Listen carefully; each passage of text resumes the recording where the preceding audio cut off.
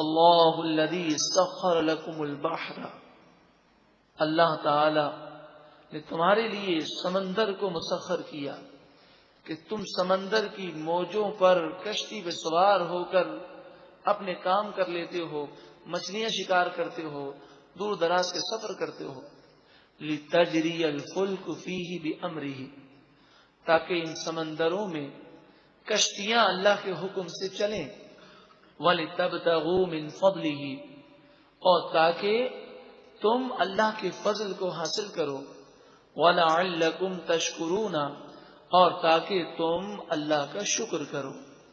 وَسَخَّرَ لَكُم مَّا فِي السَّمَاوَاتِ وَمَا فِي الْأَرْضِ جَمِيعًا مِّنْهُ، اور جو کچھ آسمانوں میں ہے جو کچھ زمین میں ہے سب کا سب تمہارے لیے اللہ نے مسخر فرما دیا.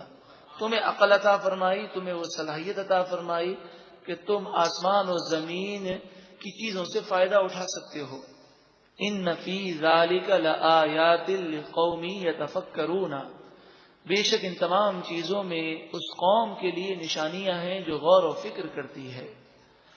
قل للذین آمنوا، اے محبوب آپ ایمان والوں سے فرمائیے، یغفروا للذین لا یرجون ایام اللہ، اے ایمان والوں وہ لوگ کہ جو اللہ کے ایام کی امید نہیں رکھتے تم ان سے درگزر کرو.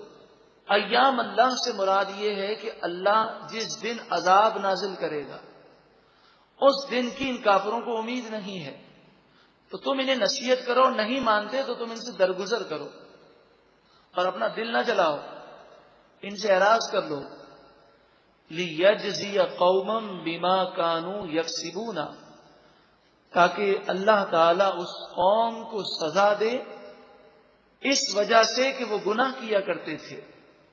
تم اپنے دل اسلام کے لیے جلاؤ، تبلیغ بھی کرو، مگر کسی کے ایمان نہ لانے سے مایوس نہ ہو، اور یہ خیال مت کرو کہ لوگوں کو سمجھانے کا کوئی فائدہ ہی نہیں. جیسے آج کل بعض لوگ کہتے ہیں ارے کیسٹ دینے کا یا بیان کرنے کا کوئی فائدہ حاصل نہیں ہوتا.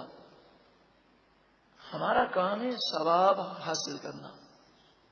ہم اگر کسی کو کیسٹ دیں، کسی کو اچھی بات بتائیں، وہ مانے یا نہ مانے، ہمیں انشاءاللہ ثواب پورا ملے گا. اور پھر یہ بات یاد رکھیں کہ یہ خیال کہ نصیحت اثر نہیں کرتی، یہ بات غلط ہے. نصیحت اثر ضرور کرتی ہے. ہو سکتا ہے آج اس نے آپ کی بات کو تسلیم نہیں کیا، جب دنیا اسے ٹھکرائے گی اور جب وہ دنیا کی ٹھوکر کھائے گا تو آپ کی باتیں ہو سکتا ہے اس سے یاد آ جائیں اور وہ ان باتوں کو یاد کر کے سدھر جائے. من عمل صالحا فلنفسه، جو اچھے عمل کرے گا وہ خود اپنے لیے اچھے عمل کرے گا، اس کا بھلا اس کے لیے ہے. ومن اساء، اور جو برے عمل کرے گا فعلیہا، اس کا گناہ اسی پر ہے، اس کا نقصان اسی پر ہے. ثم الی ربکم ترجعون، پھر اپنے رب کی طرف تم لوٹائے جاؤ گے. مر کر تمہیں اللہ کی بارگاہ میں جانا ہے، تو تم جو تبلیغ دین کرتے ہو اس میں تمہارا اپنا فائدہ ہے. در حقیقت ہم اپنی آخرت کو بہتر بنانے کے لیے لوگوں کو نصیحت کرتے ہیں. وَلَقَدْ آتَيْنَا بَنِي إِسْرَائِيلَ الْكِتَابَ وَالْحُكْمَ، اور بے شک ہم نے بنی اسرائیل کو کتاب اور حکمت عطا فرمائی. حکم عطا فرمایا، فیصلہ عطا فرمایا. اس کتاب میں فیصلے کی باتیں تھیں. وَالنُّبُوَّةَ، اور بنی اسرائیل میں نبی بھیجے، انہیں نبوت عطا فرمائی کہ بنی اسرائیل میں تقریباً 80,000 انبیاء بھیجے گئے. لیکن اس قوم نے شکر نہیں کیا اور یہ اللہ کی نافرمان بن گئی. وَرَزَقْنَاهُمْ مِنَ الطَّيِّبَاتِ، اور ہم نے انہیں پاکیزہ چیزوں سے روزی عطا فرمائی. وَفَضَّلْنَاهُمْ عَلَى الْعَالَمِينَ، اور ہم نے انہیں تمام جہان والوں پر فوقیت عطا فرمائی، فضیلت عطا فرمائی. مگر ان لوگوں نے حکم عدولی کی، اللہ کے حکم کو نہ مانا. اب ان کے بعد امت محمدیہ کے لیے درس ہے. امت محمدیہ صلی اللہ علیہ وسلم کو اللہ نے فضیلت عطا فرمائی، لیکن افسوس آج ہم بھی قرآن اور حدیث کی تعلیم سے، بزرگان دین کے نقش قدم سے دور ہوتے جا رہے ہیں۔ آ جائیے اسی کی طرف، ادھر ادھر بھٹکنے کے بجائے شریعت کی طرف آ جائیے، اللہ کے نیک بندوں کا دامن تھام لیجیے، سچی پکی توبہ کر لیجیے کہ آج کے بعد انشاءاللہ ہماری کوئی نماز قضا نہیں ہوگی، آج کے بعد انشاءاللہ تعالی ہم اپنے ماں باپ کا دل نہیں دکھائیں گے، انشاءاللہ آج کے بعد کوئی گناہ نہیں کریں گے، ایک پاکیزہ زندگی گزاریں۔ حضور کی بارگاہ میں لوگ نذرانہ پیش کرتے ہیں، آپ سچی توبہ کا نذرانہ پیش کریں اور کہیں یا رسول اللہ صلی اللہ علیہ وسلم، آپ پر تو میرا سب کچھ قربان ہے، میرا سب کچھ آپ پر قربان ہے یا رسول اللہ، یا رسول اللہ میرا آپ پر سب کچھ قربان ہے۔ نبی اکرم صلی اللہ علیہ وآلہ وسلم سے محبت کرنے والے صحابہ کرام کی زندگیاں دیکھیں کہ ایک صحابی انگوٹھی پہنے ہوئے تھے سونے کی، نبی اکرم صلی اللہ علیہ وآلہ وسلم نے اس انگوٹھی کو ناپسندیدگی سے دیکھا اور فرمایا یہ کیا پہنا ہے؟ بس جب دیکھا کہ میرے محبوب کو یہ پسند نہیں، اس صحابی رسول نے فوراً اس انگوٹھی کو اتار کر پھینک دیا۔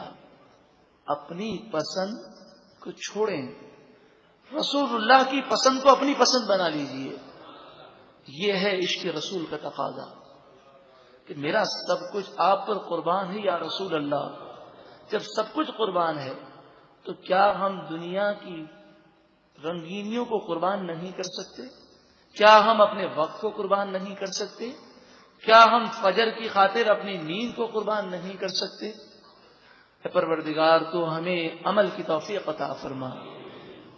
وَآتَيْنَاهُمْ بَيِّنَاتٍ مِّنَ الْأَمْرِ، اور ہم نے انہیں حکم کی روشن نشانیاں عطا فرمائی، یعنی بنی اسرائیل پر جو کتابیں نازل ہوئی اس میں واضح باتیں تھیں۔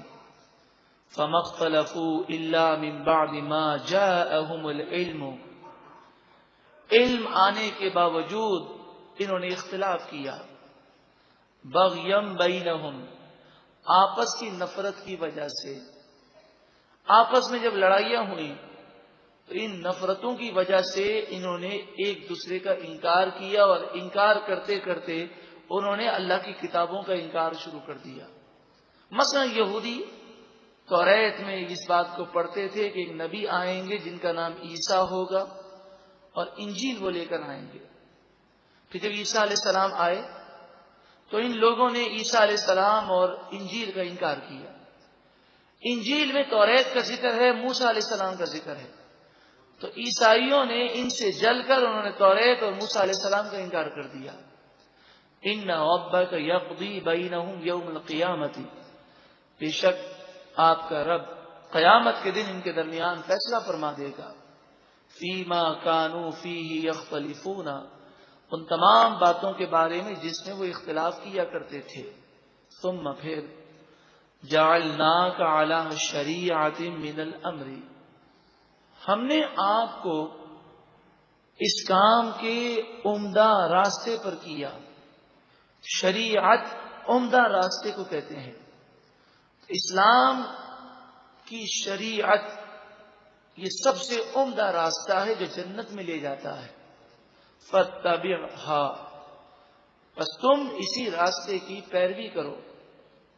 ولا تتبع اہواء الذین لا یعلمون، ان لوگوں کی خواہشات کی پیروی نہ کرو، ان کی باتیں نہ سنو، ان کی باتوں پر نہ چلو جو جانتے نہیں ہیں۔ تو جو گناہوں بھری باتیں کرتے ہیں، جو شریعت سے دور ہٹانے والی باتیں کرتے ہیں، ان کی باتیں نہ مانو۔ انہم لن یغنوا، بے شک یہ لوگ لن یغنوا عنک من اللہ شیئا، اگر تم نے ان لوگوں کی باتیں مانی اور گناہگار ہو گئے، تباہ ہو گئے، تو یہ بات یاد رکھو یہ لوگ تمہیں اللہ کے عذاب سے بچا نہیں سکیں گے۔ وَإِنَّ الظَّالِمِينَ بَعْضُهُمْ أَوْلِيَاءُ بَعْضٍ، اور بے شک ظالم لوگ ایک دوسرے کے دوست ہیں دنیا میں، آخرت میں تو یہ کسی کے کام نہیں آ سکیں گے۔ وَاللَّهُ وَلِيُّ الْمُتَّقِينَ، سبحان اللہ، اور اللہ پرہیزگاروں کا دوست ہے دنیا اور آخرت دونوں میں۔ جس کا دوست اللہ ہو، جس کے ساتھ اللہ ہو، جس پر اللہ کا کرم ہو، اسے کس بات کی فکر ہے؟ ھذا بصائر للناس، یہ لوگوں کے لیے آنکھیں کھولنے والی باتیں ہیں، یعنی یہ وہ آیتیں ہیں جس سے جس کی آنکھ بند ہو وہ بھی کھل جائے۔ وہ ہدن، اور ہدایت ہے، وہ رحمتن، اور رحمت ہے، لقوم یوقنون، اس قوم کے لیے جو یقین رکھتی ہے۔ بعض لوگ گناہ کرتے ہیں اور گناہ کرنے کے بعد وہ سمجھتے ہیں کہ ہم جنت میں جائیں گے۔ اب آپ ذرا سوچیں، ایک شخص اپنی نیند کی قربانی دے کر فجر کی نماز جماعت سے پڑھ رہا ہے، ایک شخص دنیا کے اندر جھوٹ سے بچنے کے لیے بہت بڑا کاروباری نقصان کر رہا ہے، ایک شخص اپنی نگاہوں کی حفاظت کر رہا ہے، لذات سے بچ رہا ہے، ایک شخص اللہ کی خاطر گناہوں سے بچتے ہوئے دنیا کے مزے اور عیش اور عشرت کو ٹھکرا رہا ہے، اور ایک شخص گناہ کر رہا ہے، دنیا کی لذتیں پا رہا ہے، جھوٹ بول کر حرام کما رہا ہے۔ تو بتائیے، اگر دونوں جنت میں ایک ہی ساتھ ہوں تو پھر دونوں میں کیا فرق ہوا؟ یہ دنیا تو دارالامتحان ہے، جس نے اچھے کام کیے ہیں اس کا رزلٹ اچھا ہوگا۔ ہاں، اللہ تعالی کی رحمت پر کلام نہیں ہے، لیکن قاعدہ اور قانون یہی ہے۔ فرمایا ام حسب الذین اجترحوا السیئات، کیا وہ لوگ جو گناہ کا ارتکاب کرتے ہیں، سیئات مانے گناہ، ان نجعلہم کالذین آمنوا وعملوا الصالحات، کیا وہ یہ سمجھتے ہیں کہ ہم انہیں ان لوگوں کی طرح کر دیں گے کہ جو ایمان لائے اور اچھے عمل کیے؟ یہ دونوں آخرت میں اور جنت میں ایک ساتھ ہوں گے؟ انہوں نے یہ سمجھا ہوا ہے جو لوگ ایمان لائے اور اچھے عمل کیے وہ اور جن لوگوں نے گناہ کیے یہ دونوں برابر نہیں ہیں۔ سواء محیاہم ومماتہم، کیا ان کی زندگیاں اور ان کی موتیں برابر ہیں؟ یہ اسے برابر سمجھتے ہیں؟ کیا ہم اسے برابر قرار دیں گے؟ ایسا نہیں ہوگا، اس لیے کہ مومن نیک صالح نے زندگی بڑی مشقتوں میں گزاری، نفس کا مقابلہ کیا، شیطان کا مقابلہ کیا، لوگوں کے تانے برداشت کیے، باپ کہہ رہا ہے جھوٹ بول دے، ماں کہہ رہی یہ کام کر دے، رشتہ داروں سے یہود و نصارہ اور ہندوؤں کی رسم و رواج کے مطابق شادی کرنے کا کہہ رہے ہیں، وہ حرام سے بچنے کے لیے بھوکا رہ رہا ہے لیکن حرام کو ٹھکرا رہا ہے، اس کی زندگی اور ایک گناہگار کی زندگی میں فرق ہے۔ تو اسی طرح دونوں کی موت میں بھی فرق ہوگا۔ جب ایسے نیک شخص کی روح نکلے گی تو جنت کے نظاروں میں بڑی آرام سے روح نکل جائے گی۔ جب وہ قبر میں جائے گا تو قبر روشن اور منور ہوگی۔ جب میدان قیامت میں نیک شخص کھڑا ہوگا تو اس کے لیے سواریاں ہوں گی، عرش الہی کے سائے میں ہوگا، اور پھر وہ جنت الفردوس میں نبی اکرم صلی اللہ علیہ وسلم کا پڑوس پائے گا۔ کیسی عجیب و غریب یہ باتیں کرتے ہیں کہ نیک اور بد دونوں برابر ہیں۔ ساء ما یحکمون، کتنی بری بات کا وہ فیصلہ کرتے ہیں، کتنا برا فیصلہ کرتے ہیں، ایسا ہرگز نہیں ہوگا۔ اے پروردگار تو ہمیں نیک و صالح بنا دے۔